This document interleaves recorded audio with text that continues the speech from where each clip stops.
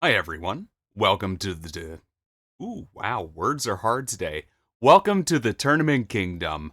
We're going to be getting started in just a few minutes, and our first matchup that we're going to have on stream is going to be between the Queefazoids and Out of Our Hwei. It's still going to be about 5 minutes until we really get started in earnest, so until then, yeah, enjoy waiting. I'll be here.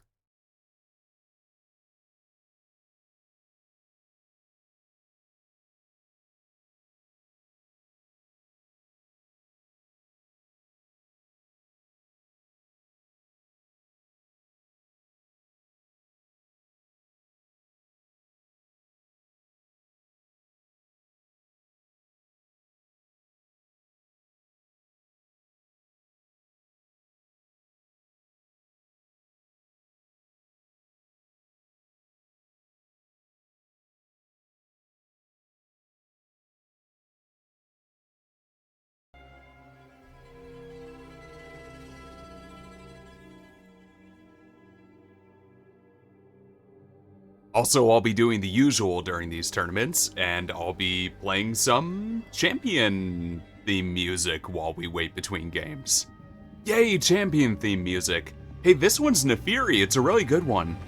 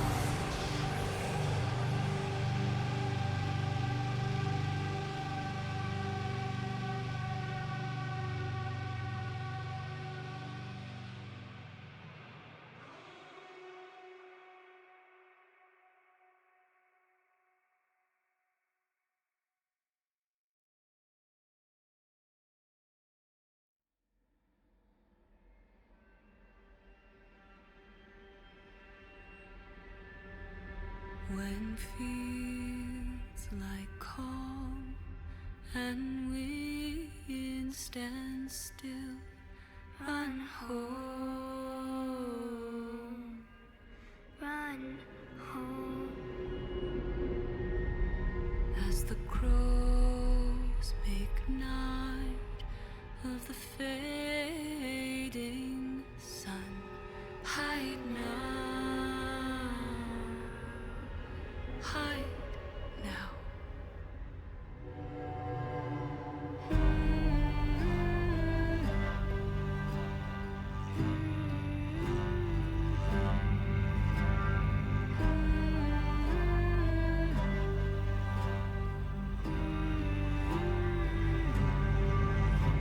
The trees do bow as if they weep. Stay down.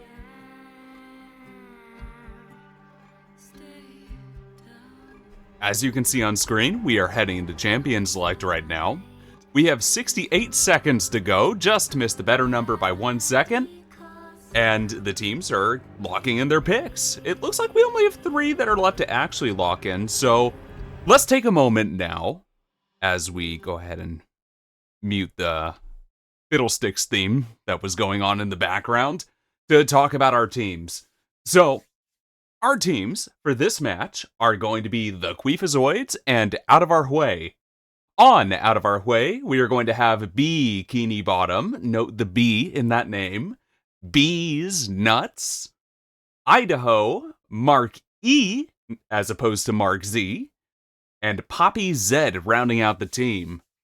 Over on the Queefazoids, we're going to have Creamy Pie, Dr. Phil, I Am Anxious, Mago, and Water Elf. We don't know which champions they're playing yet because they haven't fully locked in their teams as of yet. We don't want to leak anything between teams, so we just give that a second. But now we are preparing our loadout. So let's get everything set to go.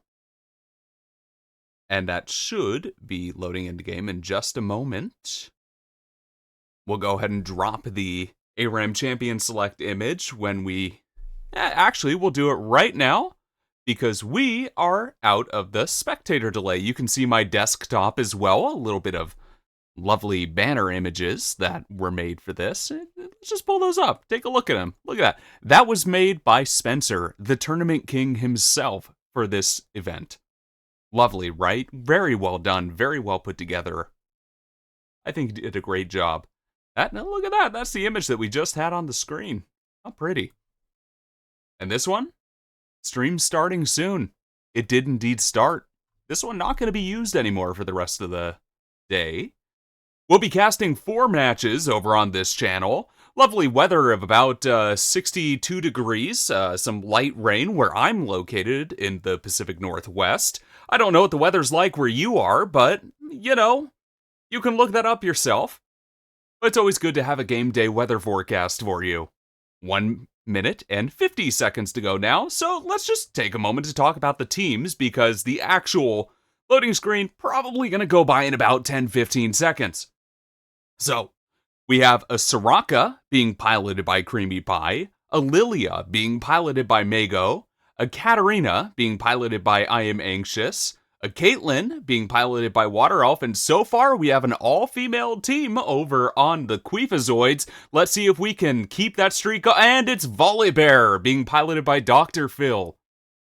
As we head over to Out of Our Hwei, we can see Cho'Gath. We don't know who's piloting Cho'Gath, but, you know, it's because it's showing as the enemy team because the Riot client for spectators is just a bit outdated, maybe, but that's okay.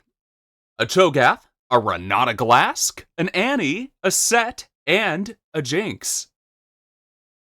Yep, that's what's going on that team. So what is there to dissect from this champion select? Well, it's looking like we got a support on each team. That's pretty good. Useful stuff. Renata Bailout? Bailout. Yeah, that's her W ability. Renata bailout with Jinx is a really potent combination, and there's a lot of engage over on the red side. You can see it actually cut short by 30 seconds on what the estimated load time was, so now we are hopping into the game. Now we can actually see who's playing what over on the side of Out of Our Hwei. That's going to be Elegant on the Cho'Gath, the Loch Ness Cho'Gath of that. It's going to be Renata Glask, Mask of the Black Rose Renata Glask. That's a mouthful, being piloted by B. Kitty Bottom. Friday Night Annie being piloted by B's Nuts. And then it's Poppy Z on set, and it's Idaho on Jinx. So we go ahead and pull up the item board as we get into the game. Let's just give this a little bit more of a zoom out for everyone here. Get a little bit more of the action on the screen. You see some ARAM starting items over on the side of Out of Our Hwei, where on the other side of the map, just one. So 2-to-1 in the ARAM starting items. As you see immediate action getting in, as that's going to be Mago taking about half of that health bar on Lilia, and Poppy Z on the set is going to be, lifting a spirit dumbbell. A little bit of a beatbox game put down there. Everyone's having fun here at the start of the game.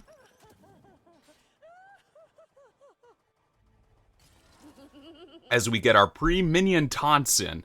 Not a lot more to be done until there's something to contest there, as Bees Nuts is going to take a really large headshot there as the trap landed. A little bit of an E-poke from the Lilia as Mago lands that swirl seed. And that's a Q from Water Elf, and that's a nice disengage backwards as Poppy Zed's taking a lot of damage here, but it looks like it's Mago who's in a little bit more trouble on that Lilia, as that's just going to be some health bars exchanged. Nobody down yet, but you can see that the next time somebody is caught by a Caitlyn trap, or pulled in, or stunned by the Volibear, we might just see some explosive action breaking out here on the Not Rift on the Howling Abyss. Yes, the Howling Abyss. So beautiful, so snowy, as that's going to be Poppy Z taking an ill-advised snowball into the Soraka silence, but that's going to be the bailout on him. Not going to be able to quite keep him alive there, as Katarina is going to take down some more members, as it's 3-1 on the scoreboard. That was 3 members down on the side of Out of Our Hwei, and only 1 member down on the side of the Queefazoids. However, those health bars, something to always look out for in ARAM, as they have a couple of low health members now, as Mago and Water Elf sitting at about half HP, where on the other side of the Not Rift, of the Abyss, I should say, Out of Our Hwei, pretty high health outside of Marquee. Marquee? Marquee? Hard to say exactly. As that's going to be a Caitlyn trap being stepped on by Poppy Z. Just eating that on the set. You can see actually the indicator for Guardian from the Renata Glask. I have no idea what she takes in normal gameplay, as that's going to be a little bit of poke traded back and forth. Water Elf maybe stepping a little bit. No, not stepping too far forward. Getting some good poke down onto Idaho. But now it's going to be Soraka just barely living. Really, I thought that Soraka was going to go down for sure. But Creamy Pie does indeed survive the encounter, as I'm anxious, stepping pretty far forward on that Katarina, looking for the play. Are they going to... Yep, there's the Shunpo.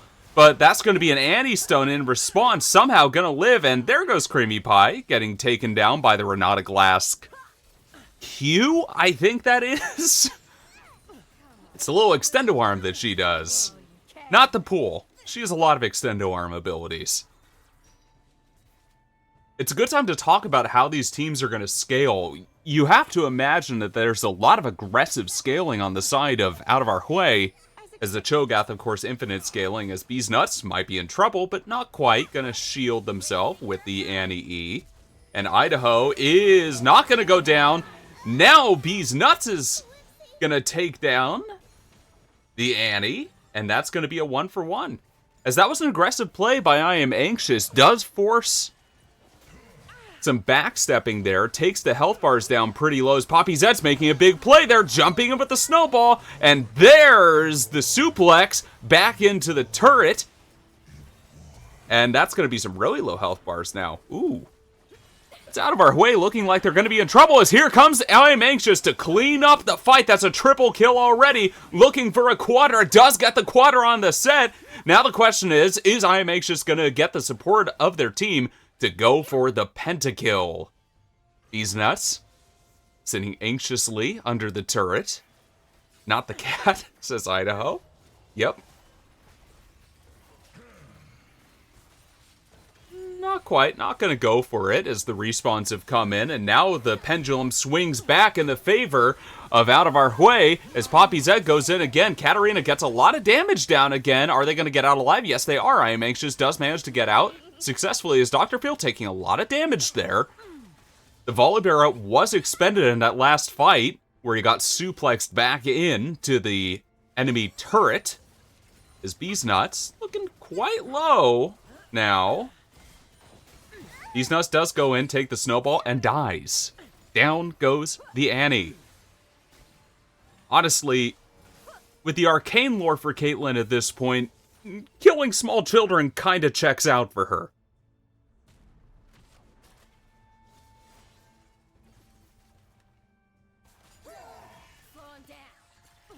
Some traps into the bush from Idaho. Just in a little bit of a chill sequence here as Marky gets the rupture onto the ground. So the Queefazoids advancing now. No major health bar advantage. There's a huge Tibbers down from Bees Nuts. Gonna stun too, and that's gonna wipe the fight. There's absolutely no chance for the Queefazoids to be able to recover from this one on this fight, as that's gonna be a push that's probably gonna take down a turret, as Idaho was excited there, and that's plenty of action as the pendulum swings in their favor. Out of our Hwei is going to take down this turret. Bees Nuts pulled a little bit of turret aggro there. I'm Anxious looking for the hero Katarina play, but it's going to be the Haymaker that's going to take them out there. Actually, they got taken out a little bit after that, as they managed to get 2 kills. The old eyeballs not working quite as well as they used to.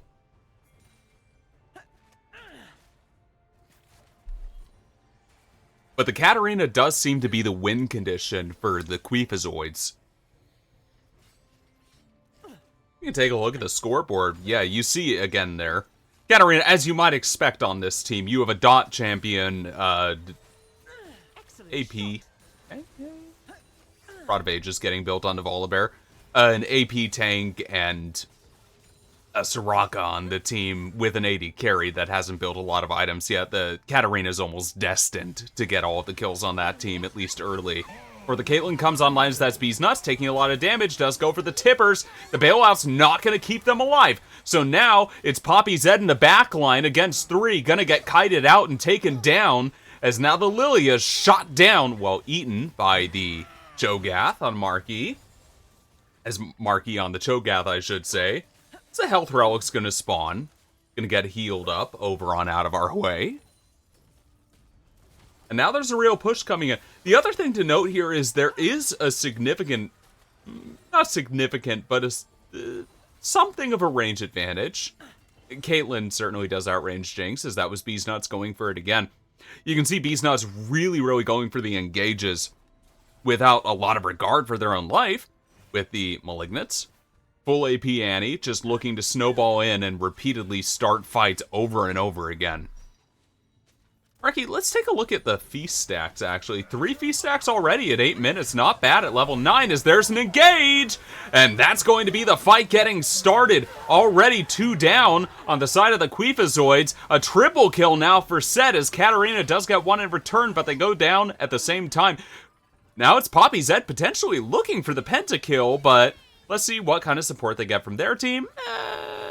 Not much. And you can see the death timers ticking down now, still only 8.5 minutes in, as that's going to be Creamy Pie getting taken out, and that is the unofficial pentakill. Unstoppable only, as the respawns did come through, but here comes Katarina. I'm Anxious looking for it. Gonna take down 1, but the bailout, yeah, they're still gonna go down, but it's the Volibear who's cleaning up the triple kill on the other side of the map. That Rod of Ages stacking up on that Volibear, looking to be a potential scaling threat as well. Well met, human. Well met. I got the first penta. I win, cat, says Poppy Zed. I don't know if that that was a penta. I didn't see it pop up on the screen. I guess it was unofficial at most.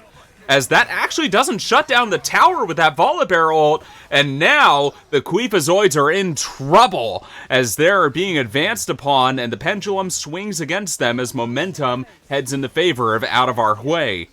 Not much a Soraka's going to be able to do here. In fact, that might just be a dead Soraka if they're able to get any crowd control on him, but doesn't look like it.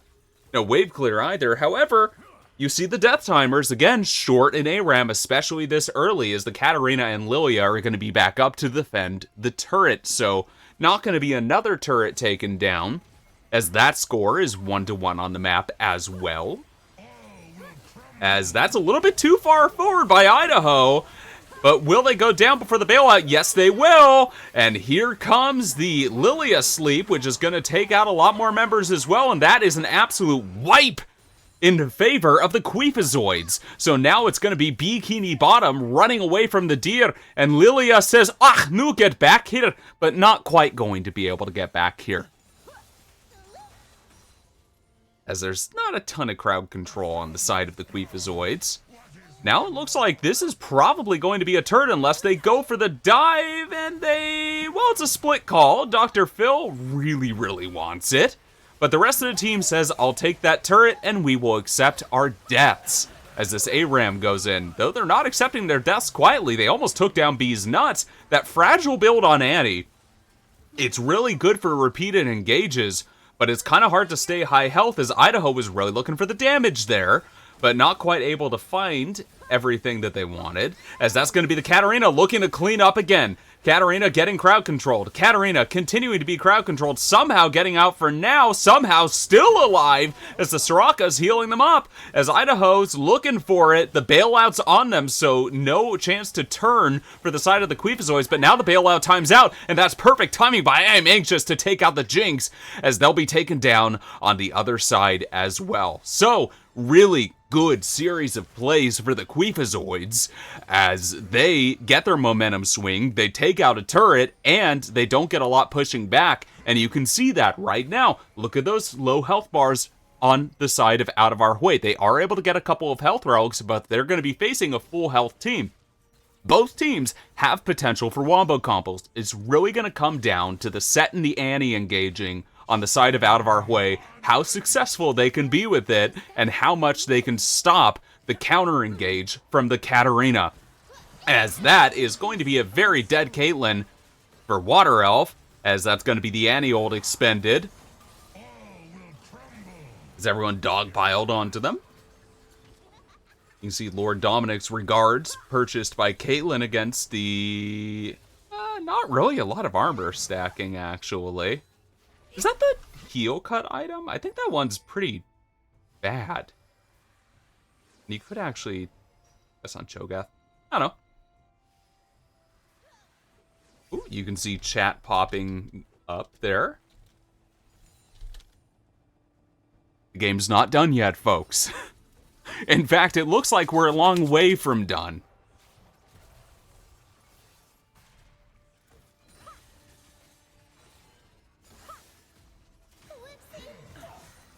Lilia looking for a little bit of poke. That's some really aggressive amounts of damage. What's the build on Lilia? Yep, Leandri's Blackfire. That took away 25% of the Annie's health bar there. And about the same off of the Jinx, as here comes the Lilia looking for the sleep. And here we go. That's a massive fight on the side of the Queefazoids, as the Set not going to be able to find anything on the other side. Idaho doing what she can, but not quite able to find it, as that is looking like maybe the game in favor of the Queefazoids, though we still have about 15 seconds on those respawn timers. There's 5 members up, and that's a lot of turret damage. This one might just be all said and done, as Bees Nuts is looking for something, but not able to find it, is silenced all the way from the fountain to death by that Soraka, and that's the game in favor of the Queefazoids. It was looking back and forth for quite a while, but in the end, too strong of a team fight, not quite enough disengage, and the Queefazoids take it. So, with that game over, we head back up to the BRB banner. And we wait for the next games to start, because I believe all 3 of the games have finished, though one's still going on by the looks of it. Let's see if we can get ourselves into that game. We'll see. But for now, talk to you in a second.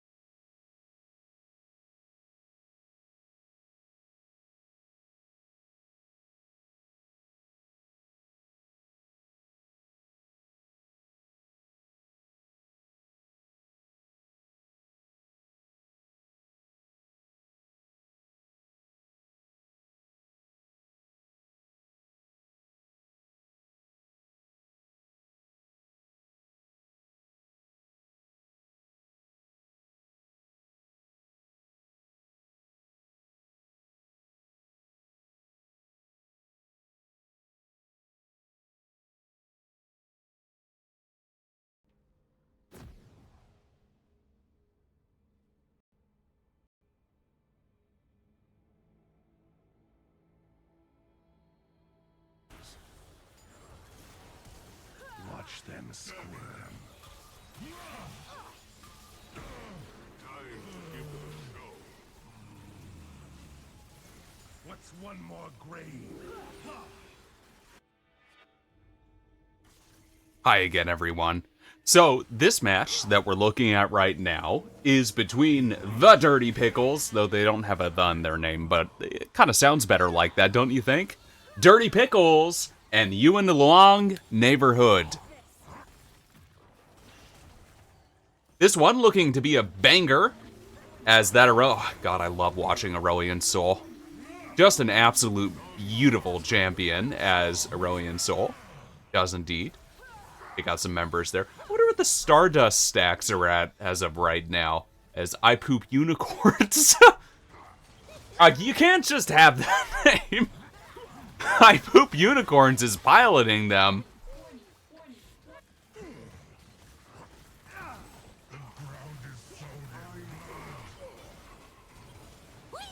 As we see some action there.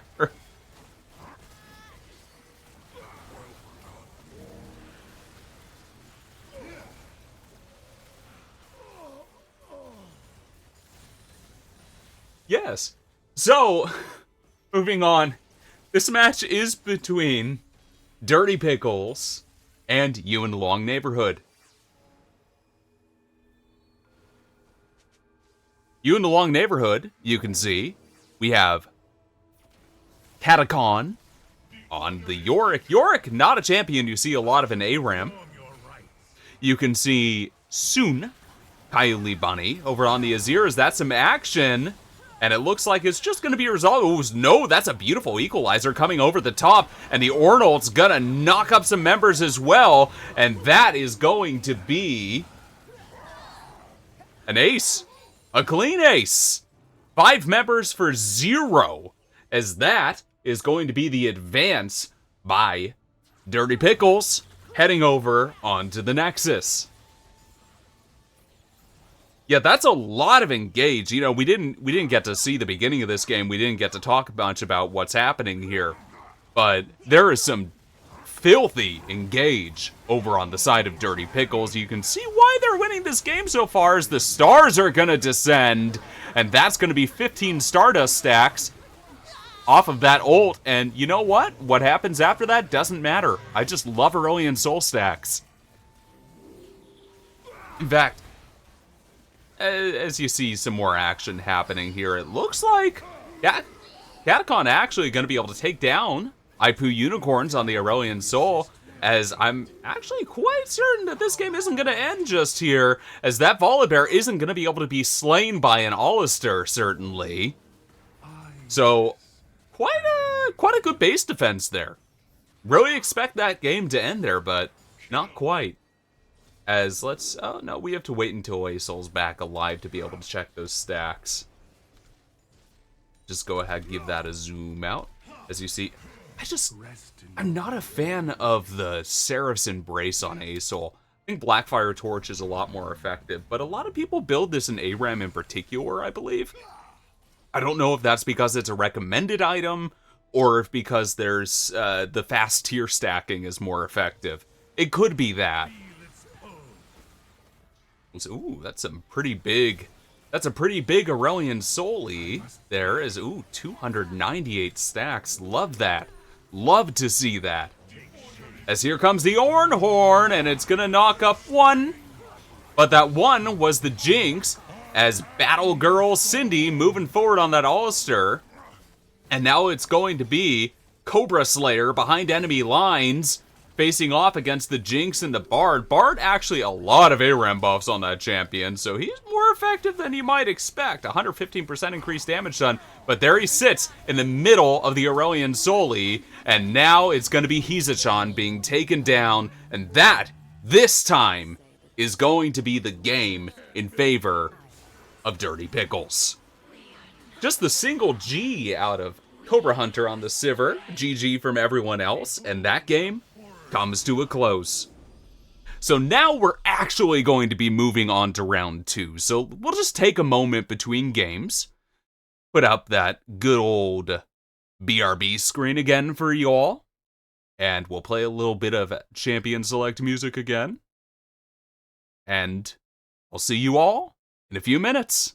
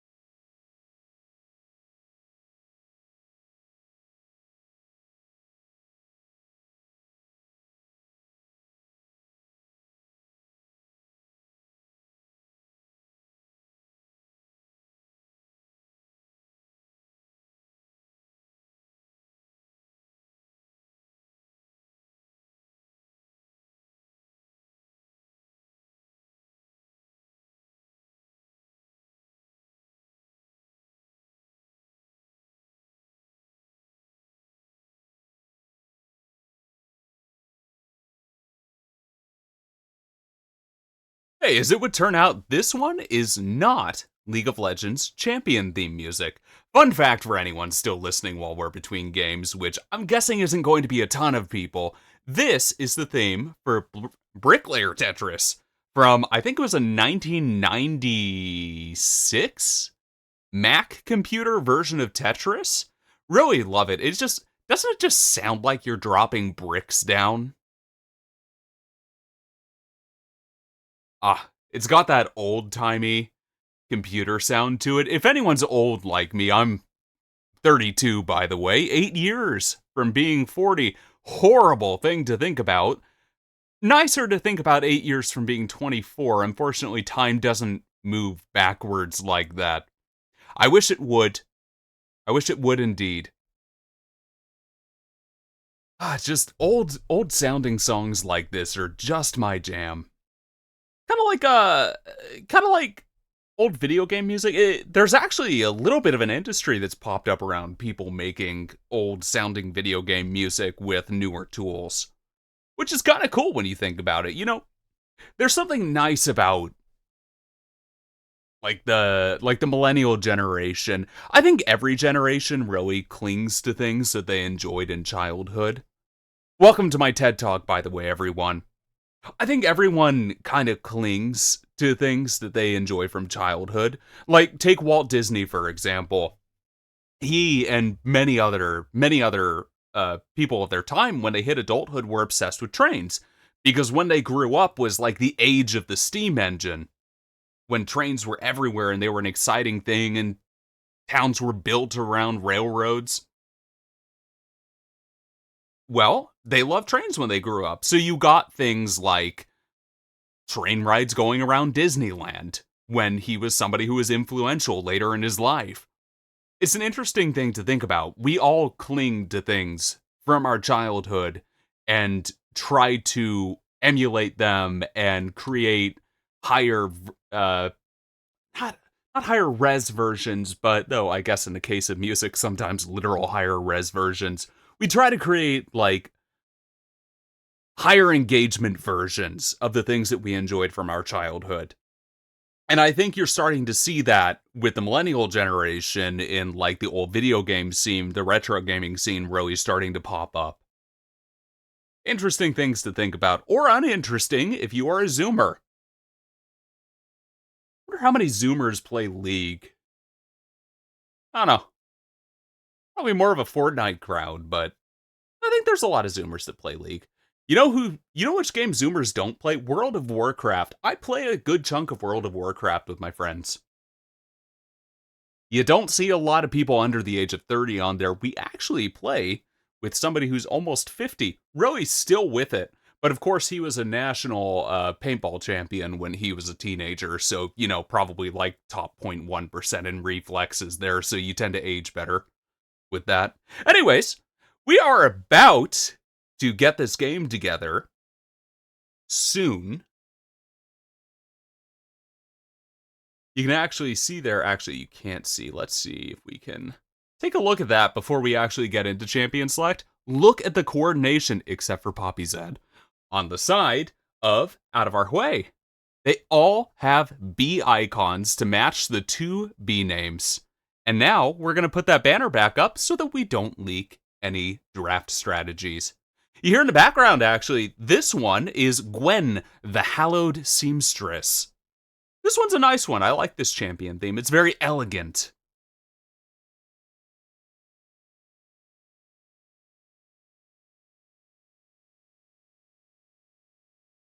Though I think Gwen does kind of teach bad lessons to people, as you generally don't want to run with scissors. Actually, you know what we can do? Let's take a look. Let's see. This is You in the Luong Neighborhood versus Out of Our Hwei. So this is going to be in Discord, but you should be able to see this here now. And this won't leak anything. A little bit unprofessional, but what are you going to do? Bunch of notifications. Deal with it. You're fine. You see, over on the side of You in the Luong Neighborhood, they have 15 champions to choose from. Over on Out of Our Hwei, they have 15 champions to choose from as well. The Nunu, the Mel, the Gwen, the Fizz, the Hecarim. I'm not going to keep doing this because that would get really annoying. Though, of course, me talking on and on like this between games is probably also getting really annoying. You're really here to see the gameplay. But such is life.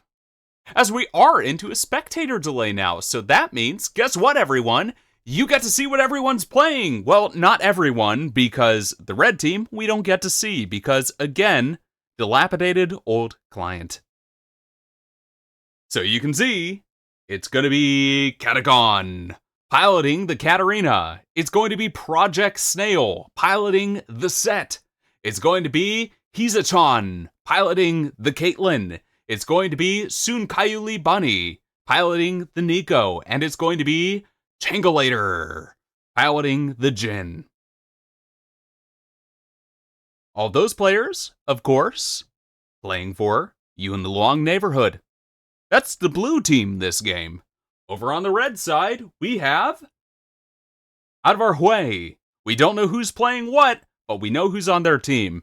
And just as an extra service to everybody, I'm not going to list off all of their names again, because if you're tuned into this stream, you probably saw the last game, which they played in. We're going to be following them for as long as they go through, because our matches are at the bottom of the losers bracket until the final 2 matches of the day, and then I leave.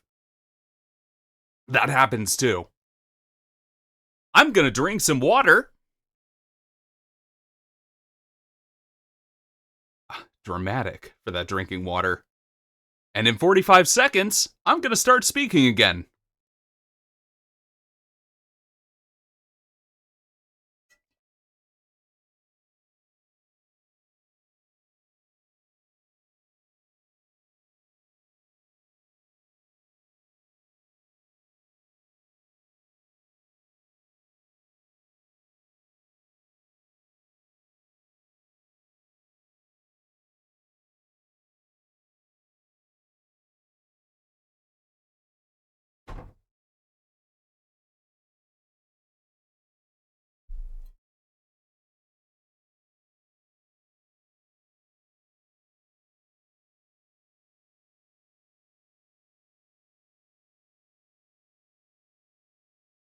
Ooh, look at that.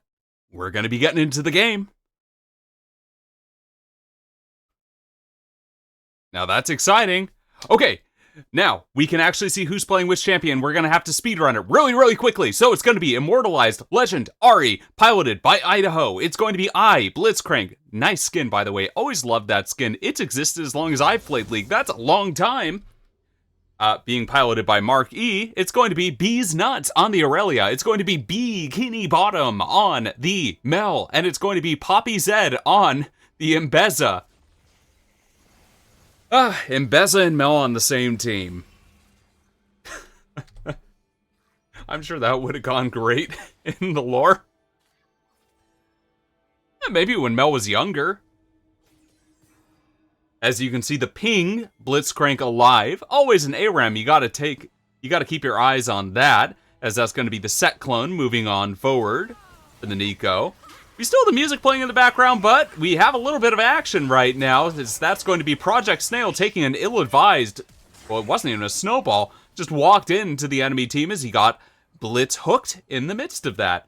Folks, I'm going to pause this for about 1 second, as we are going to get rid of the music that was playing in the background, and now we are back into the game. Sorry about that, forgot to turn the music off. Sometimes that happens, we're solo casting out here. There's the set snowball by Project Snail as he fearlessly engages into the enemy team, as that's going to be the Haymaker, but the Blitzcrank doesn't quite go down. It is going to be Bees Nuts going down at the same time as the Blitzcrank lives. That's going to be 2 kills on each side of the team, as I was being blocked on my view of who was alive and who was dead over on the blue team, as Katakon did go down as well. That was 3 kills over to Hisa-chan on the Caitlyn, as that's going to be Changalator taking a kill as well. However, that's going to be Idaho dashing in and slaying him before she goes down to Soon Caillou Lee Bunny. So 5-4 on the kills. A lot of action right there. As that's going to be a not very effective health relic, just healing up about 50 HP on Bees Nuts. As that's going to be Project Snail going in again, just looking to repeatedly do that face slam move. What is Set E called? Let's not find out, as there's a blitz hook, but it's just onto the clone. There's not a lot happening there, as Katarina is going to take a lot of damage here. I don't know if she's going to die, as Katakon does manage to get out. It's Project Snail in the middle of everyone, and it's going to be Bees Nuts who's actually taken down first. The heavy backline over on the side of You in the Long Neighborhood doing work there. That health relic going to be a lot more effective, as health relics heal higher percentages based on your missing health. As this health relic probably going to be really effective too. Oh, let's look at the health on Katarina. Oh yeah, nice big initial heal, and then another big heal after that.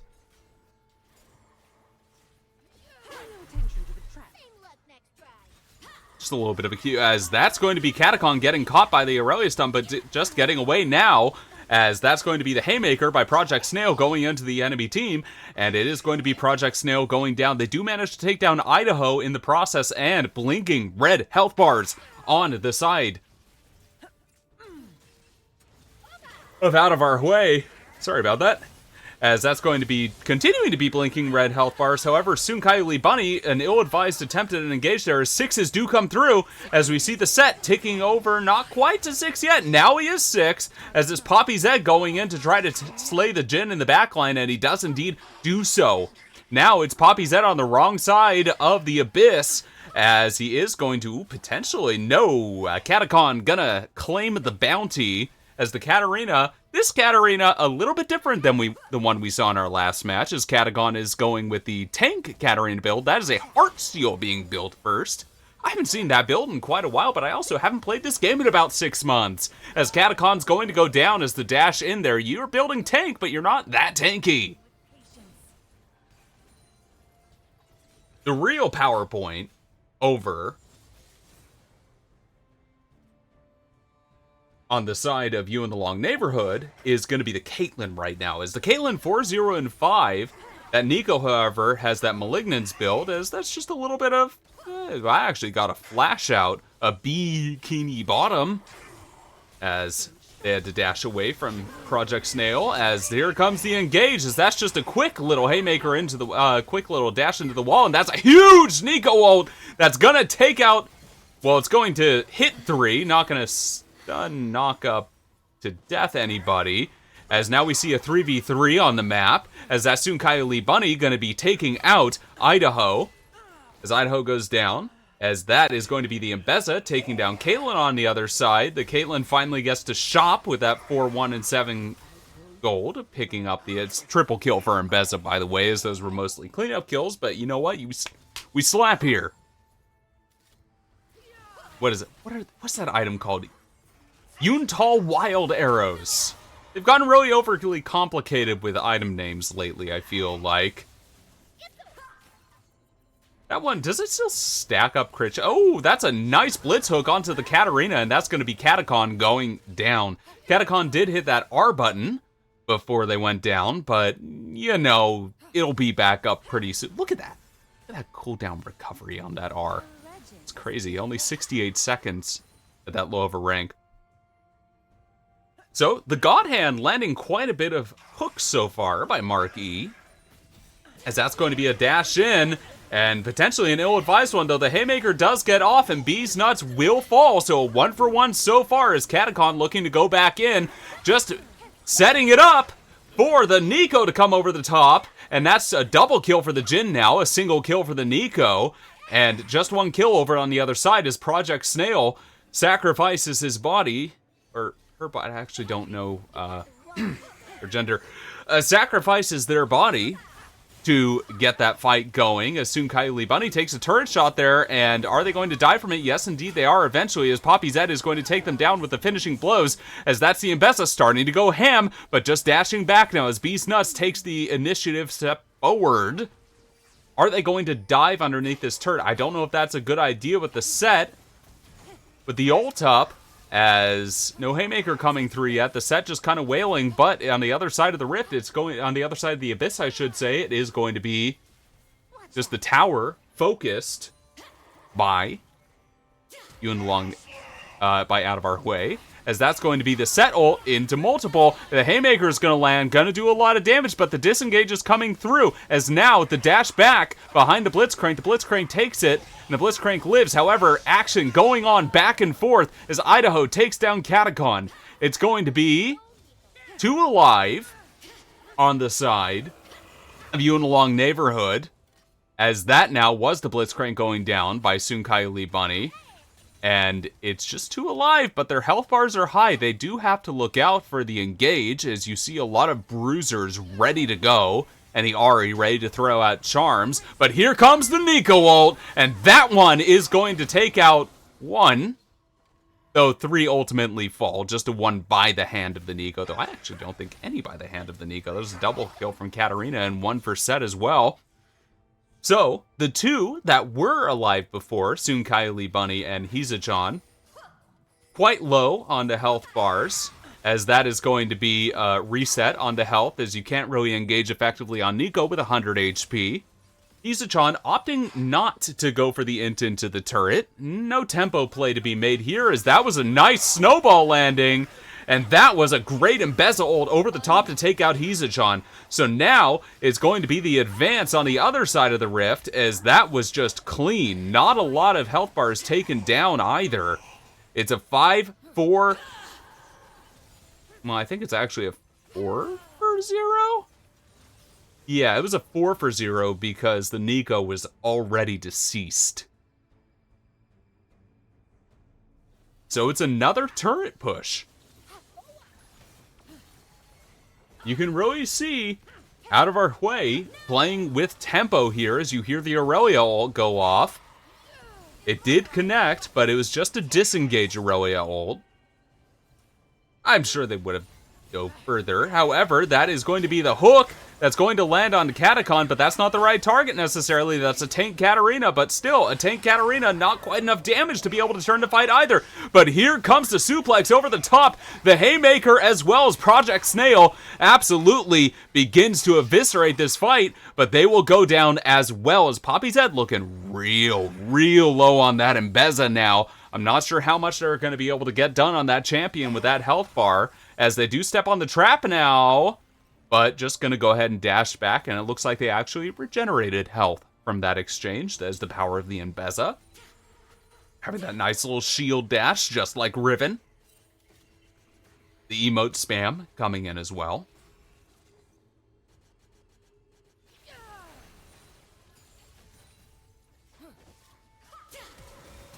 So, that was an attempted engage, but it's going to be the Katarina just taking a lot of damage in the front line as the set now does come over the top, but the Haymaker's not going to find much outside of the front line as the Blitzcrank just took a little bit of a tickle there.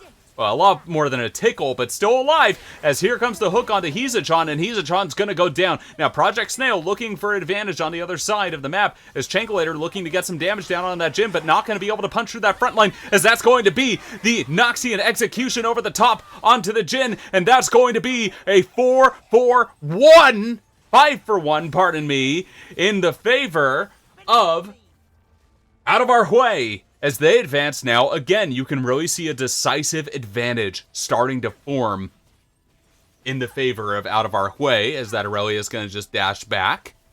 And the...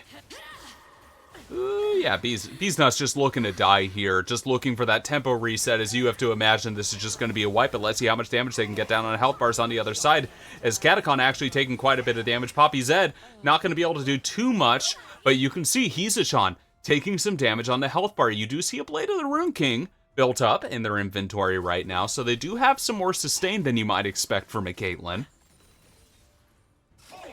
So it's just 2 health bars really injured. Catacon not quite as effective on this tank Katarina as you would want.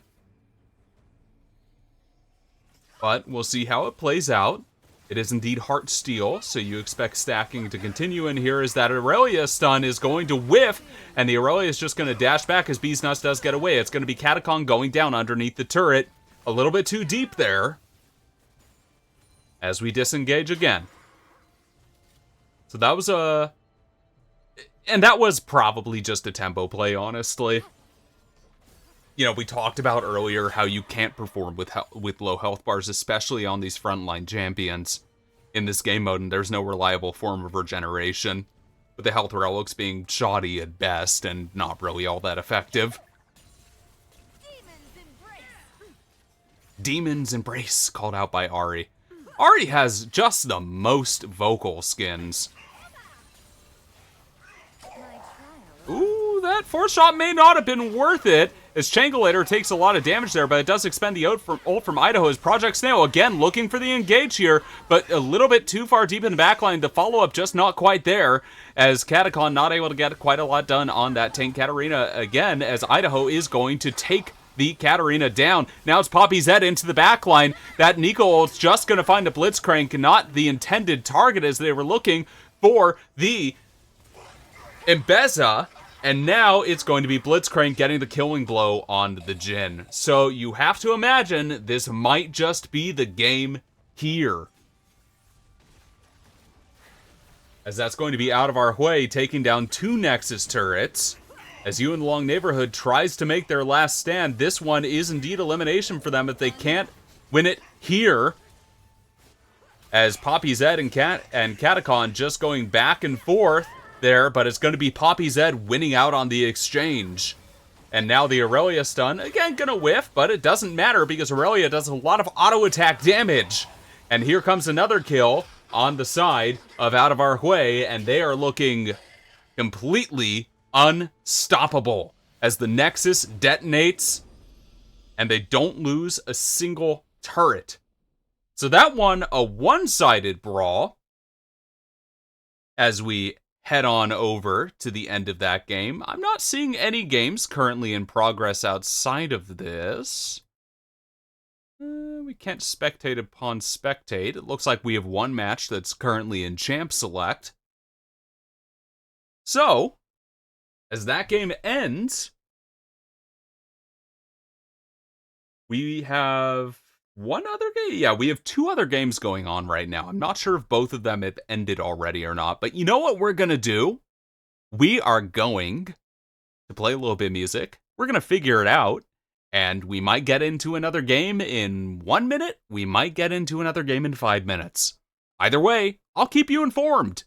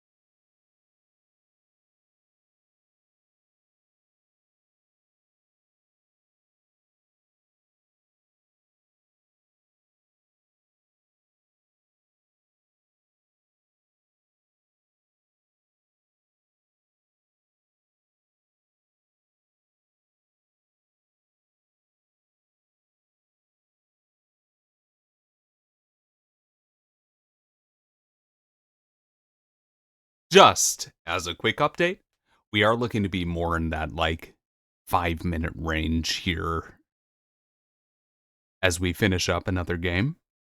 Our next game is going to be, if you have a bracket up, it would be match number 8. I know that probably means nothing to anyone here, but, you know, that's what's happening. So yeah, we'll be back in 5 or so.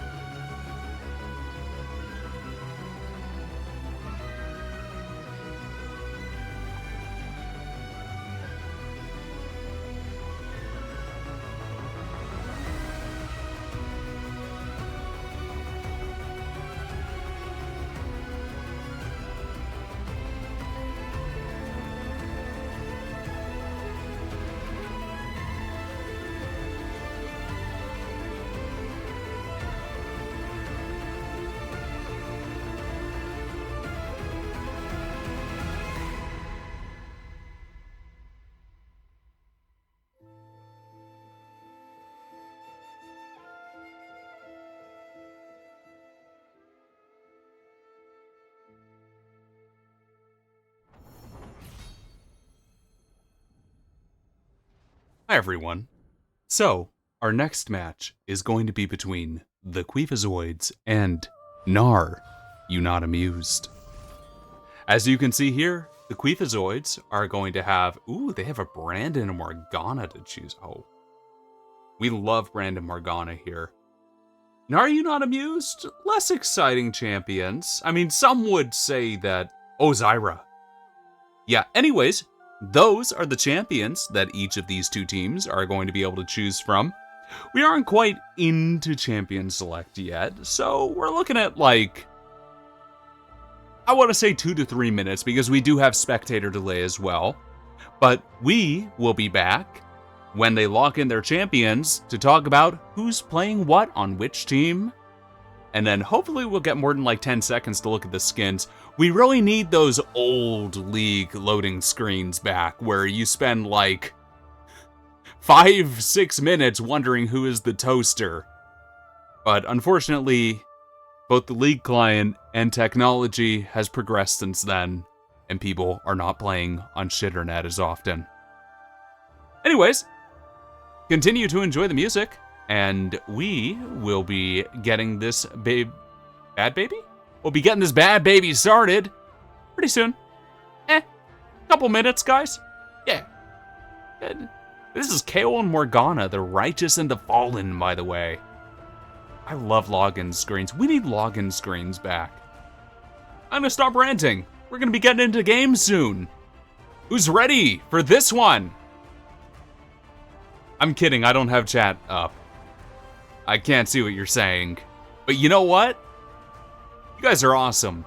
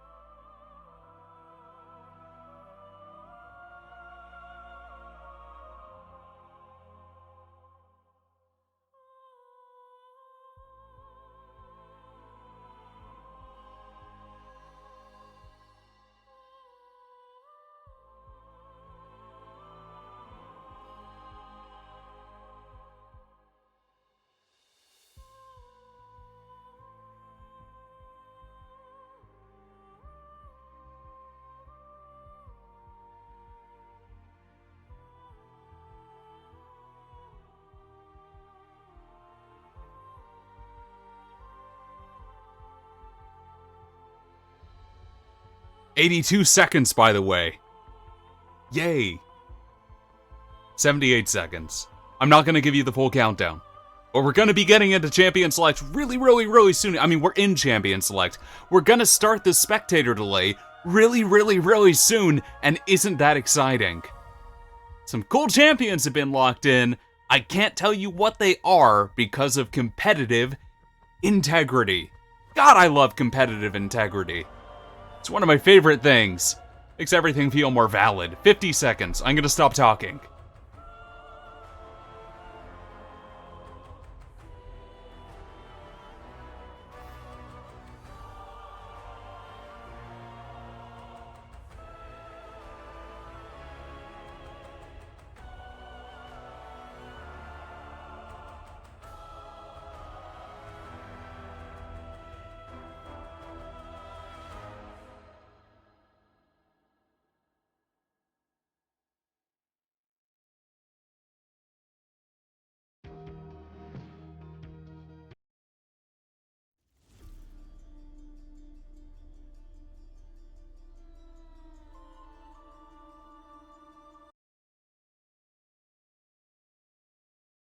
Okay. There's enough of a stream delay that we can show it now. Look at that. Look at that. They got a... Oh, wait, no, you can't look at that. Look at that. Now you can look at it. There's a Zyra locked in. I Love Zyra. I also love Brand. Morgana, also great. Big fan of all three of those. You have to wonder if that's going to be an Inting Karthus. Inting Karthus on ARAM, one of my favorite things of all time. I'll tell you what, I don't know who's playing the Zyra, but as a Zyra main, maybe I'm a Fiddlesticks main. I don't know. I will be judging them harshly. Expect harsh criticism. Probably not that harsh. I don't really have a leg to stand on. I peaked like high emerald. Yeah. I was in Diamond promos 3 times, actually. I'll tell you. Let me just take a seat, everyone. Take a seat and enjoy my tale of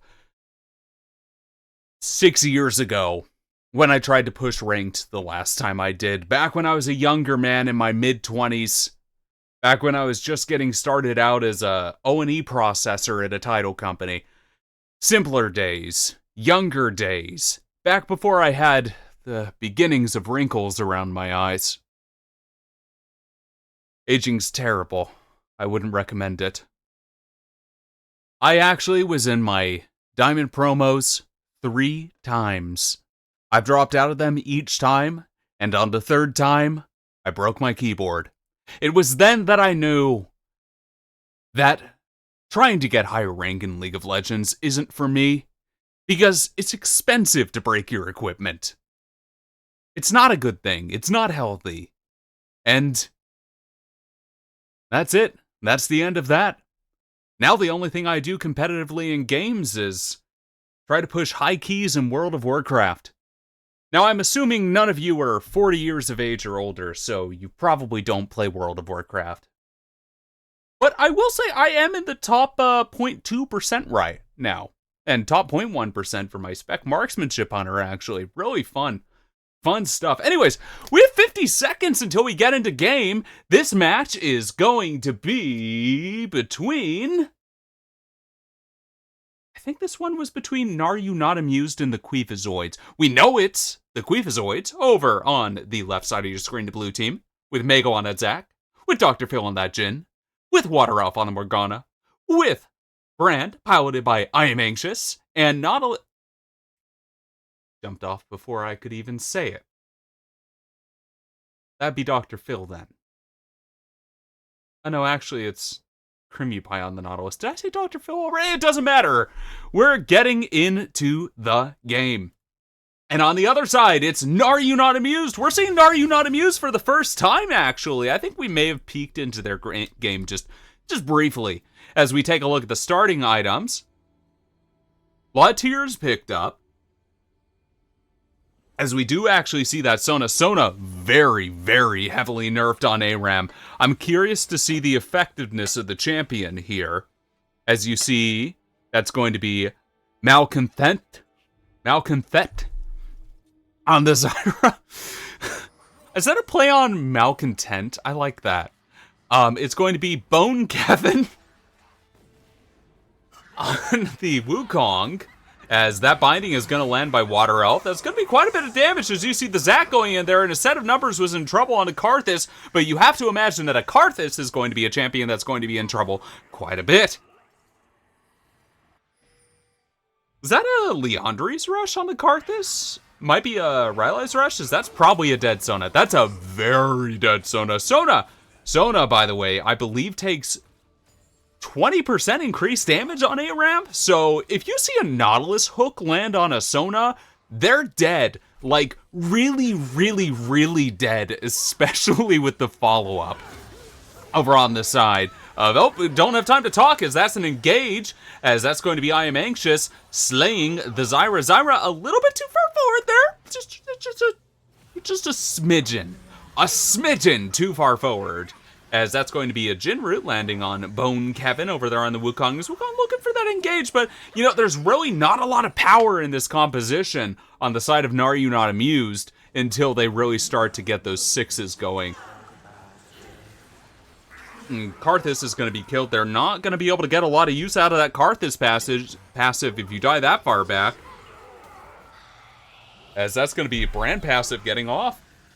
on Zombie Smurf, and now it's going to be the engage by Mago, and Mago is going to just go into the passive there, get out. That is just about best case scenario for Zach, as let's see what their health bar looks like when they regenerate. A little bit of a Karthus Q there, but it was going to be about 65-70% there coming out of the passive.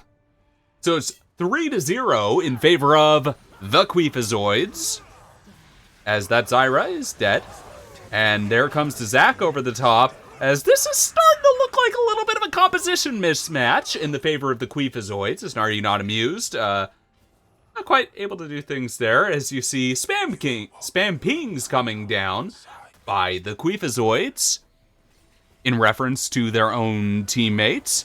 Those are positive pings, I believe, as that's a dead Karthus, and Karthus, again, dead too far away to do much of anything, as I'm Anxious is going to go down. The first kill in the favor of Are You Not Amused. However, that's going to be 3 in exchange, as Water Elf is going to slay Victorious Echo on the Lulu, and now it's just Malconthet running away for their life, as that Zyra, you know, something, you know, we gotta take a second here, actually, as you see.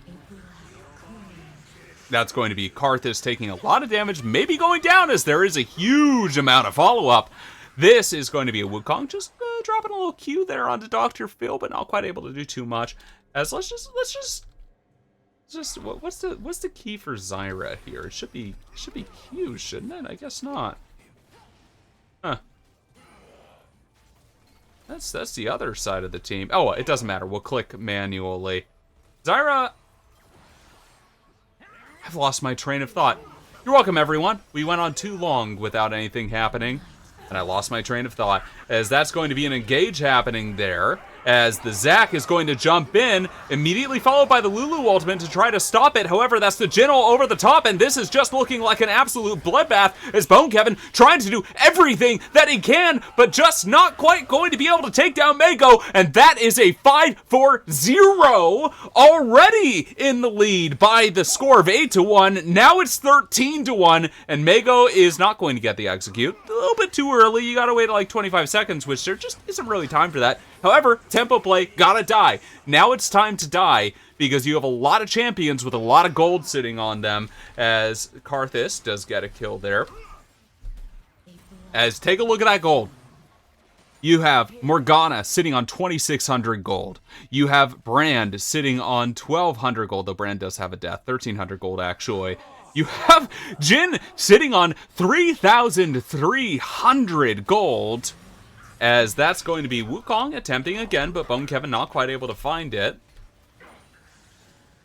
And you can see the items here. Is that Sona? Probably not. Oh, yeah, definitely dead now after the Morgana binding ends. Nice binding by Water Elf as a follow-up on to the Sona. And this right now looking like a slaughter. However, always important to mention, when you're not getting those turrets in ARAM, things don't snowball as quickly as you might expect by the kill score. As you can see, a 3,300, no, 3,200, now it's 3,000, it's 3,000. It's 3,000 gold lead. It's jumping around too much. Gold lead manifested on the side of the Queefazoids. Brilliant team name, by the way, as that's going to be Mago getting that engage, but that's going to be everyone stepping away. However, that engage didn't result in kills, but look what it did result in. That red team health bar for Are You Not Amused is just brutalized. The Sona in ARAM is... I don't know what they did to my girl Sona. It's just cruel how much they nerfed that champion in ARAM. I mean, I know she was a problem. I know it's not fun to have a poke team sitting back and doing nothing all game, but it seems like there's uneven treatment, champion by champion, as that's going to be the engage by Mago over the top as the Jin'l comes through as well. It's going to be 1-for-1, though, as Mago is deceased underneath that turret, and Dr. Phil claims the 1 kill with the Jin'l. You can see, what's that gold up to now? 4,300 gold. That's going to be a shopping spree. We could go to, what's an expensive store? I don't know. As that's a kill coming through onto Creamy Pie. As the Queefazoids take another 1-for-1. So it's actually a Malignance first on the Karthus that actually checks out. You're expecting to die a lot. You buy the damage components of it first. Is Bone Kevin still alive? Still alive, now dead. As Dr. Phil is godlike, and the brand passive starts to burn down the enemy team. Now there is something to mention here. Scaling may not, as that one's not going to kill anybody. Didn't really do much damage at all. But gotta get it on cooldown, I suppose, though no first strike, so... I don't know. Yeah, the Karthus not doing a whole lot of damage yet. Karthus, you really need to be higher economy ahead of the game, as Mago's going to take down a kill, as that's a shutdown in the favor of a set of numbers onto Water Elf. And now it's going to be the Zyra slain as well. And that, right there, that was the Queefazoids trying to take a turret. The Karthus gets a triple kill, by the way. So that's kind of huge for the Karthus. Already a needlessly large red on top, rod, not red. Needlessly large red, though it is the red team. Are you not amused? 3,300 gold on the Karthus, by the way. Those shutdowns were massive. You see the Karthus? 2,000 gold, 1,800 actually. Gold ahead of anyone else's Karthus goes down. Probably intentionally there. Ahead of Karthus getting a kill on Water Elf on the back end, however, as now Creamy Pie might be caught a little bit too far forward, and you can see that pendulum starting to swing in the favor of Are You Not Amused, that Karthus getting really fed, but this fight doesn't involve them, as Bone Kevin going pretty far into the back line here, looking for I Am Anxious. Are they going to be able to find them? No dashes up, though the dash out attempt was made. As they tried to throw that clone down here. Is this going to kill I Am Anxious and Mago? It is going to kill Mago, though I Am Anxious does indeed survive. So that's another kill for the Karthus. You see 600 more gold in inventory now. As the items in inventory, the Death Cap already picked up by the Karthus. That's the full damage, no boots Karthus. That one, pretty fun to play in ARAM. So we're looking more of the int Karthus going in here, which I think is the correct way to play it personally in this game mode. As that's going to be a hook onto the Lulu, and Victorious Echo goes down. Those hooks are really nasty on the side of the Queefazoids, as that's going to be Bone Kevin going down again, certainly, as Dr. Phil claims that kill. 12, 1, and 9 on the Jin now, by the way, as Creamy Pie's going to go down on the other side to the Zyra, but now it's Water Elf going in on the Morgana looking for it, and does indeed have the Zanya's Hourglass completed. Well, not the Zanya's, but the armband, which is now the stasis component, as Karthus just going to go down again. You expect that to happen quite a lot, as that's Water Elf going to go down as well. However, it is going to be the brand picking up the kill on the other side. So, lots of action there, lots of back and forth. At the end of it, not a huge change in the map state, but a lot of kills picked up. That Jin, you can see, again, sitting on 3,000 gold. That Jin is going to become a problem. You can hit a point there where the Karthus doesn't even get to engage properly because they die before they can get in. As you can see, Karthus ult coming through. Black Shield, gonna take away most of the damage onto I Am Anxious. That one just for poke. As Bone Kevin, not feeling great about that one, as Mago's going to go into the backline to flash on top of the Zyra, and the Zyra is indeed going to go down, but so is Mago, as a set of numbers claims it for the Karthus. So, now, we have a 1 for 3, as the Sona went down as well, and that's going to be a wipe in the favor of the Queefazoids. A triple kill for the Jin. And Karthus does eliminate the wave, and that's the thing about Karthus in this game mode. Tempo champion.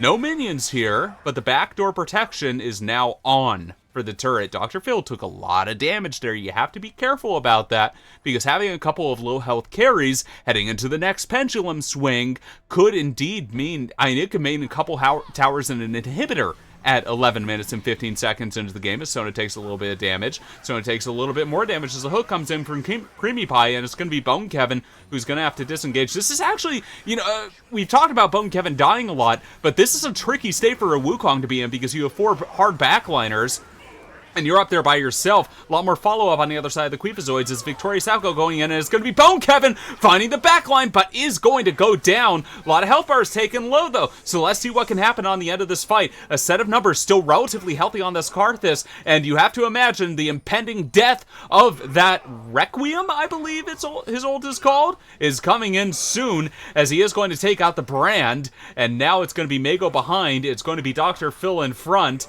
and it's going to be the Karthus ult coming over the top, and that is not going to actually get the killing blow on anyone, as Malconfet managed to pick up that kill. You see the Rylai's Leandries completed on the, ooh, that's an unfortunate flash root miss, but it doesn't matter, because plants auto-attack, and there were no minions present. Fun fact about Zyra plant AI. If you land an ability, it's common knowledge that if you land an ability, they'll start targeting your target. But actually, your auto attacks as well will cause your plants to target what you're attacking, as that's Mago jumping in. And now it's going to be Dr. Phil on the backline looking to expend that force shot onto Zombie Smurf, but a little bit too close there to the Sona, who expends the ult. But it's going to be the Sona, actually, Zombie Smurf going down. It's going to be Jin continuing to survive, and it's going to be Bone Kevin going down as well, but it's going to be traded in exchange. So now it's going to be the Queefazoids moving forward again, and they have the tempo in their side now, as that Karthus is going to go down. Karthus is going to be able to, not going for the wave, going for the damage, not going to be able to take out the wave at all, actually, as a fresh wave of minions comes in behind them, and you have to imagine this one is going to be the inhibitor. Of course, on ARAM, you have to keep an eye out, as that portal will open up behind you. And here indeed it does, as Bone Kevin's looking for Jin, and Dr. Phil's gonna die back there probably. And nope, still rooted. Still rooted, as that's gonna be a Zyra ult in front, but here comes the Karthus ult over the top. That one will seal Dr. Phil's fate on the Jin. That fat Jin going down, and now it's going to be Gnar You Not Amused really taking control of this one, as they did lose an inhibitor, but they're going to get a push of their own going here, and you see that Karthus starting to get really fed. That can become a problem in the later game. Kind of impotent in the early game, but that's just what the champion is. Also, that Sona going to start powering up a little bit. Through those nerfs, not going to be able to do as much. The nerfs are not going to have as much effect, rather, as that should be a dead Karthus. Oh yeah, that's a dead Karthus. And no hold up for that one. So, a little far forward, got caught by the Morgana binding, and he gone. So Zombie Smurf on the Sona, as I was saying, the ARAM nerfs are pretty brutal all throughout the game, but they're a lot more brutal in the early game than the late game, as you start to see those healing and shield items being built up. No time to talk, as Mago in over the top on the Zac again, and another huge engage as the backline has to flee for the side of Gnar You Not Amused, but now it's going to be Mago going in again, trying to peel for the carries, and will indeed do so as Zombie Smurf is dragged back, and here comes the Jin ult over the top, but the Jin isn't going to get the killing blow on that. That one's going to go to the Zac. And now it's going to be Karthus turning on the Defile, but not able to find a whole lot there, as Water Elf goes in with the Morgana ult, and that one's huge! That one's a game winner right there, potentially, though the Karthus may be able to clear the wave, though there is another wave coming in. We'll see. Probably the Lulu and Sona not going to be able to hold it. With 20 seconds left on the carries, that one's looking good for the Queefazoids, but we'll see what the Lulu and the Sona can do. 10 seconds on Bone Kevin. We'll see how aggressive Queefazoids want to be as they do take out the Lulu. Looks like they're just farming kills now, as that Jin is absolutely laying down the damage. 22 and 21 as Brand's going to be coming in as well. And it's just a rooted Bone Kevin. He's experienced a lot of that this game. However, it's going to be the Karthus ult over the top, and this one does a lot of damage. Will Karthus be able to hold this off? The carries are alive. Zyra, Karthus, dead, and now it's just the Nexus standing alone, unguarded, and destroyed as the Queefazoids take the game over Gnar You Not Amused, and they advance to the next round of the losers bracket. And that's the game. Hey, that was a pretty good game. That was an exciting one. A little bit of back and forth, but really just a lot of fast-paced action. That's what we love to see. So, there's a couple more games going on right now, or maybe just one other game going on right now. We'll see. We'll see. By the way, that's a Latreon. Isn't a Latreon beautiful? That's from Monster Hunter. He's the blazing black dragon. Really cool. He's basically the Avatar. Yeah. Okay, so we are exiting our game. We are going to see what we can get your eyeballs on. For the next game, I believe we're just going to be having 2 games going on from here forward.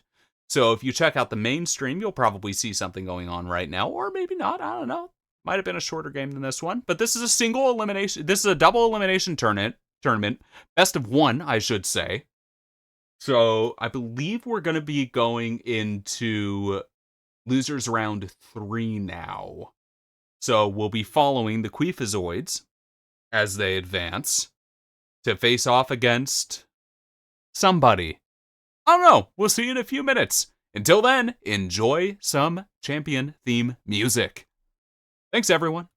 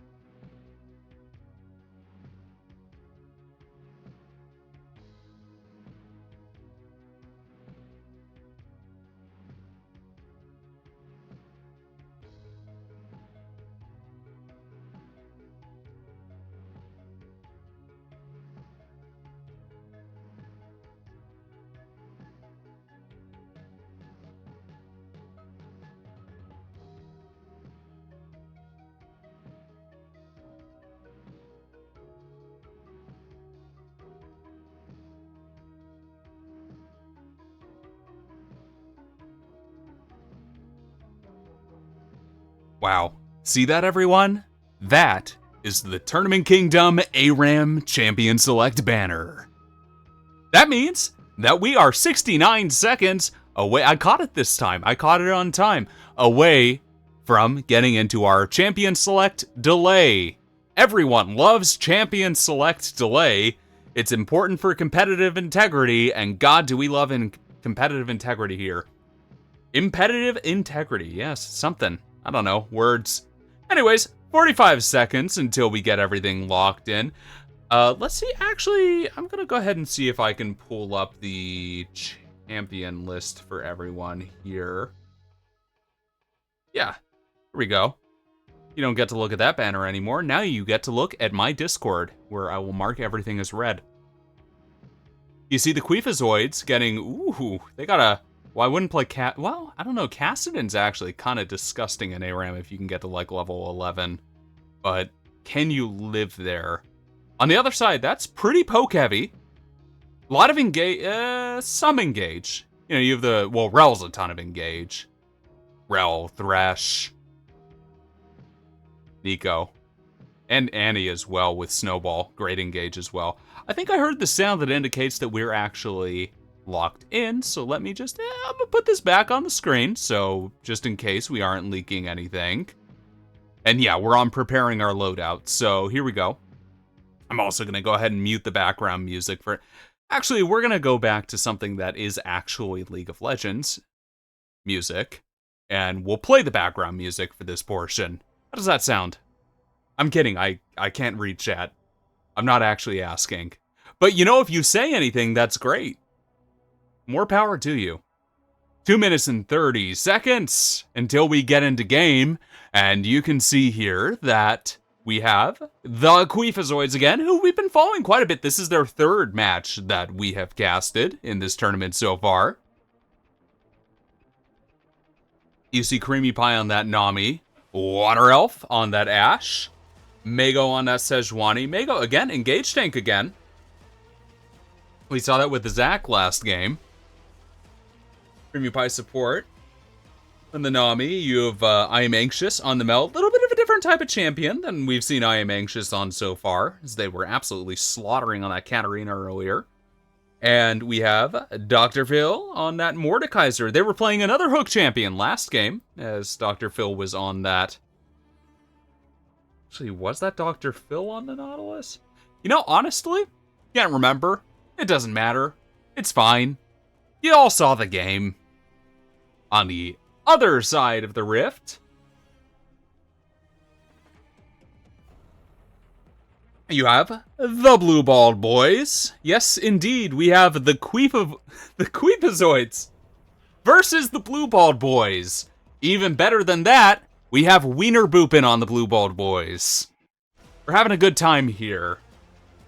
Miari was actually who we were waiting on for that to take a little bit longer, but it wasn't too long. It just took a little quick couple-minute break, couple-minute delay between games. We have BBB Trado. We have Alternative, and we have Llama over on the Blue Balled Boys. Llama, of course, the team captain of them. Now, who's playing what, you might ask? Well, for the fourth time today, I'll say it again. The League Spectator client really needs to get up to snuff. I mean, we're looking at who's on red team. I don't know. I don't know who's on red team. I don't know who's playing what. I mean, I know who's on it, but I don't know what they're playing. I know which champions are there. Ooh, we're loading. We're loading. We are loading. Here we go. Now we can tell who's on which champion, and we're going to speedrun it. It's going to be Fury, Cosplay, Vigar, being piloted by Miari. It's going to be Lulu, piloted by Pack, and 2 champions. That's what we have time for.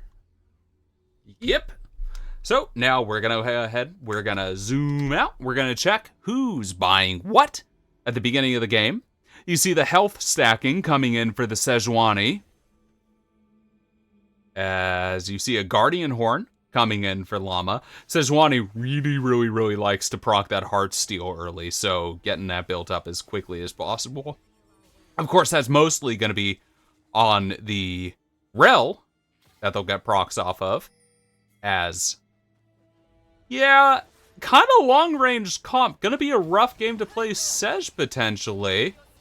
As the Veigar stun comes in, a lot of disengage over on the side of the Blue Balled boys. That is Wiener Boopin onto Caitlyn. That is Pack. Yeah, we saw Pack and Miari on the Lulu and the Veigar respectively. And then we have Alternative and Llama onto the Annie and the Rel. No items purchased by the Lulu. Interesting choice by Pack, as they'll be a little bit more vulnerable here, as we'll see if that matters in the early skirmishes, but it looks like Mago's taking a lot of damage. Gonna get the stun out, and gonna flash out as well, as Llama going in on the Rel, but it's going to be Alternative on the Annie, who's gonna be taken down by for First Blood. That going over to I Am Anxious on the Mel. Another kill over to the Rel, and a third kill over to the Mel. Mel, not Rel. Rel hasn't gotten any kill. Well, Rel's gotten one kill, actually, as Rel does indeed take down the Mel. Wow. Rel Mel. As Rel is going to be hooked in, that time not by Mel, that one. Oh, Mel could have a hook, I suppose, as that's going to be a death on Water Elf, as Wiener Boopin will go ahead and boop that Wiener and claim it. And that is another kill over to Wiener Boopin on the Caitlyn. So 4-4 now, the score line, as I Am Anxious on that Mel was indeed able to shop, get that itemization in and going. The poke from Water Elf, not gonna land. Ashe, one of those champions that has character-specific ARAM changes, as the arrows, W cooldown? Is it her W? I think it's her W. On the Ashe, where she shoots out arrows and all that. Volley. It's called Volley. Is nerfed very heavily on ARAM. Which is really unfortunate because, oh, that's a snowball from the Rel, and the Rel is going to go ahead and get the stun and then just do the crash down outward. However, on the other side of the map, it's going to be Alternative, who's taking a lot of damage from I Am Anxious. But that's going to be it. Just some health bars exchanged. And we take our health relics on both sides of the map. Some question mark pings coming out for who took the health relics, I believe. And you see ours being pinged. So we're on level 5 in ARAM. The experience bar's ticking ever closer, as that's going to be some poke down onto Miari. However, Dr. Phil's going to take some on the back end. And that's quite a bit of damage from I Am Anxious there. Snowball's attached, though. Let's see if we take it. Not going to take it. That was Alternative with the snowball. Not quite 6 yet. However, who is 6 is Llama, as that's a big magnet storm. Alternative going to get taken down before the Tibbers is able to be dropped. And now we have a fight breaking out. In earnest. Actually, it's disengaging. The fight's being disengaged as Mel, I Am Anxious, does manage to press that R button, and that's going to snipe Llama for the last bit of health. That execute coming in, and that's going to be another kill over to the Mel. That's going to be a third kill over the Mel for the fight, and that's a triple kill for I Am Anxious on the Mel. The Mel looking real nasty right now as Wiener Boopin takes a lot of damage. Water Elf does indeed take that Caitlyn ult, and Water Elf will go down as the crash down comes through.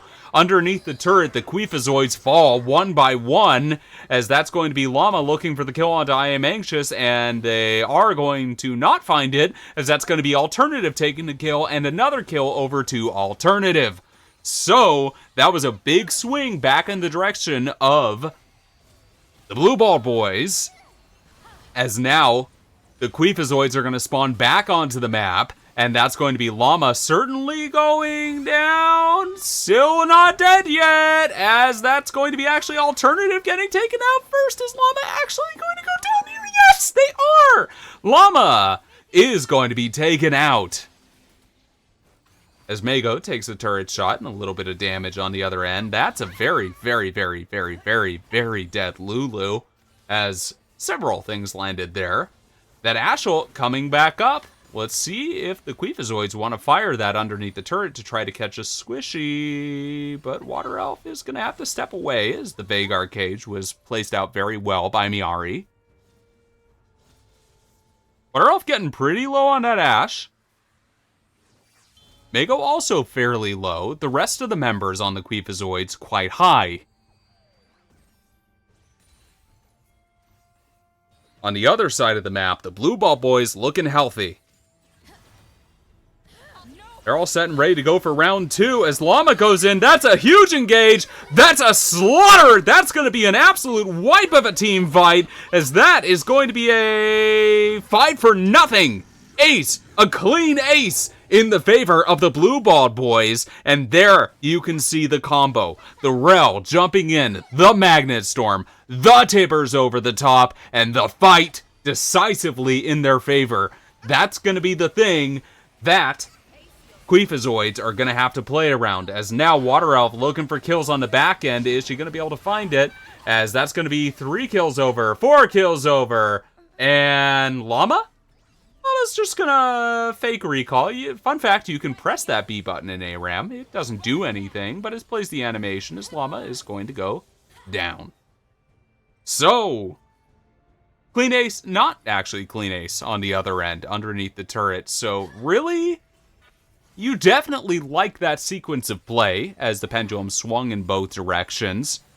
You definitely like that sequence of play if you're the Blue Ball boys. 100%, because you didn't lose your turret. You got a 5 for 0 on your cooldown timings. You managed to wipe without any damage to your structures on the opposite end. So,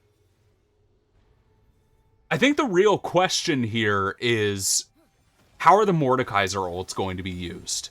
Because that's your biggest tool to be able to disengage this, as the Rel comes over the top, and you see, that's the Mordekaiser ult right there, stops the Rel engage. So now, it's going to be alternative falling, does get the Tippers down, but it's not going to be quite as effective, and that's exactly what I was talking about a second ago.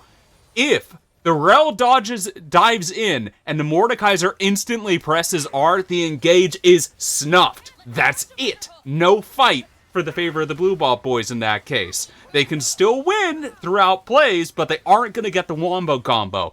So now is the Queefazoids, who did manage to slay the Rel. The Rel now on cooldown, but the Rel Crashdown is going to find them. The Rel is going to be able to set up to take down Water Elf, to take down Dr. Phil, to take down Mego, and Llama stampedes through the Queefazoids and is absolutely on, not the victory march necessarily at 8 minutes, but really powerful Rel play there, as Alternative's gonna clean it up for the ace. Another clean ace in the favor of the Blue Ball boys, as the Ash Arrow's gonna go through, partnered with the passage through the gateway, as Water Elf is not who I expected to be coming through there on that Ash.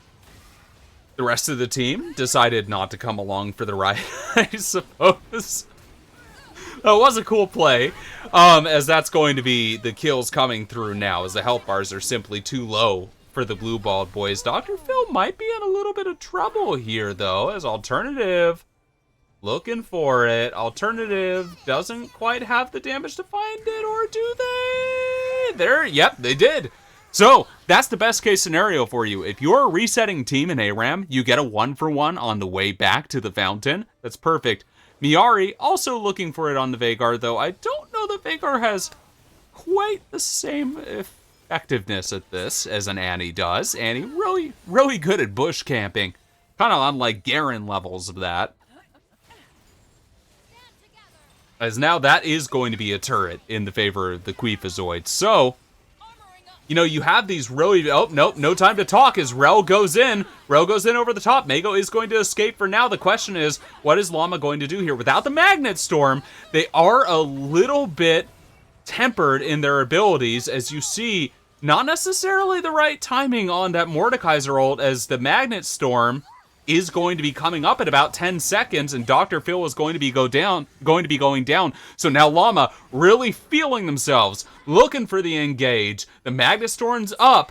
The mark is almost, Snowball mark is going to be up soon. However, just the Crashdown is going to claim 2 lives. Not a lot of damage being able to put into Llama. You can see it's a pretty low damage comp over on the side of the Queefazoids, as now Llama is going to be diving forward further and further and further and still going to be living as the shield from the dismount's going to come through, and it's going to be Mego taken down, and this is looking dire for the Queefazoids as the Blue Ball boys are advancing, and that's going to be Dr. Phil going down to the Vhagar as well. Scaling is on their side. The team fights are on their side. The Blue Ball boys are in full effect, and nobody's getting Blue Ball today.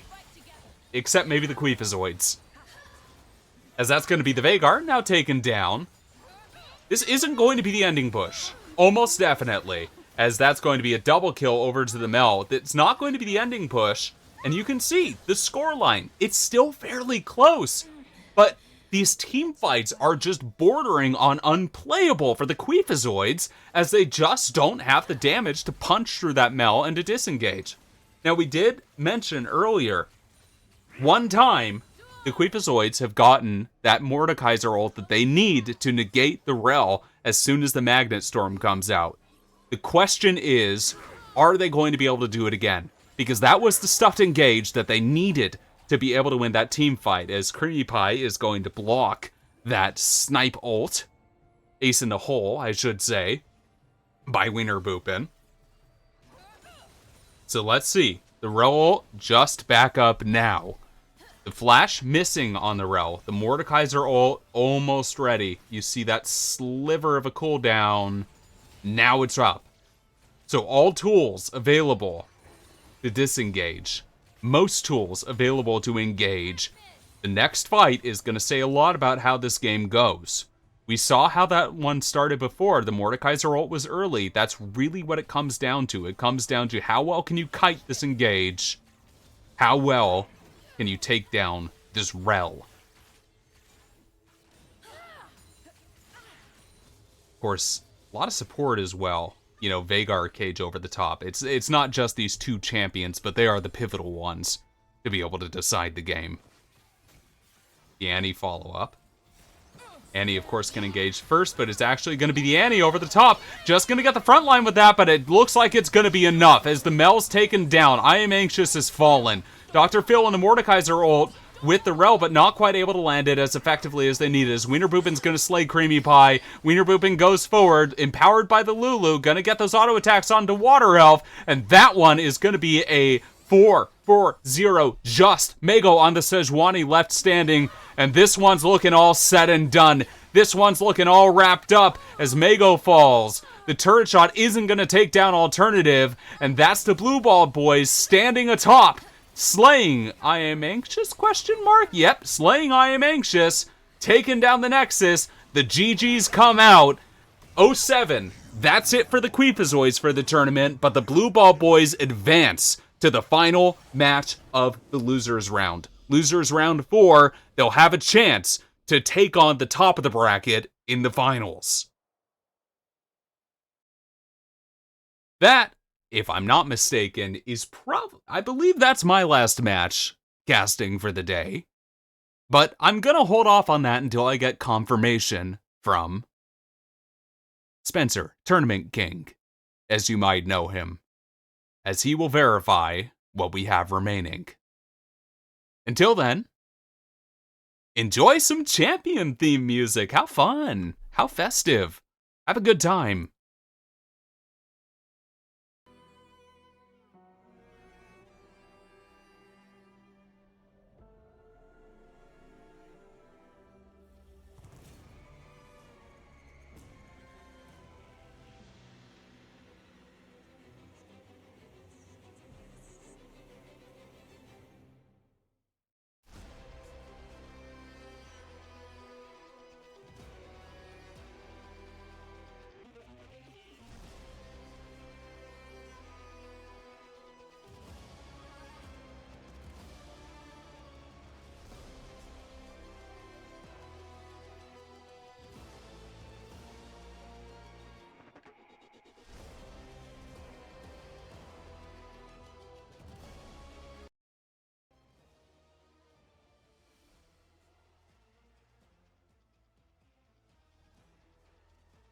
Well, everyone, that's going to be it for me. I've had a great time here. I hope you've had a great time as well.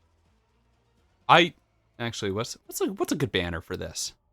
We'll stick with the BRB. We aren't going to be a BRB, but, you know, there are still 2 matches left in the day. Just letting everyone know, the tournament is not over. There are 2 matches left in the day. You can catch them over on Tournament King on Twitch, as opposed to Tournament Kingdom. I hope you've enjoyed the stream. I've had a lot of fun casting it. I always do. It's a banger. It's a banger every time. Really, we followed the journey of the Queefazoids from the beginning to the end, I would say. And they ended in a spectacular inferno. It was fun. Anyways, if you want to see my content, I don't do a lot of League of Legends content. I'm just going to be honest with you. I love broadcasting things. I love narrating things. I love doing voiceovers. I love League, but I don't play it anymore. I don't do a lot of League of Legends content. But you can check me out at Thomas Narrates on YouTube. I have a few videos up right now. I'm working on releasing more, kind of finding my narrative footing, you might say. I do some writing. I write short stories, I narrate them, and I do the groundwork to get the audio in, to get them done as well.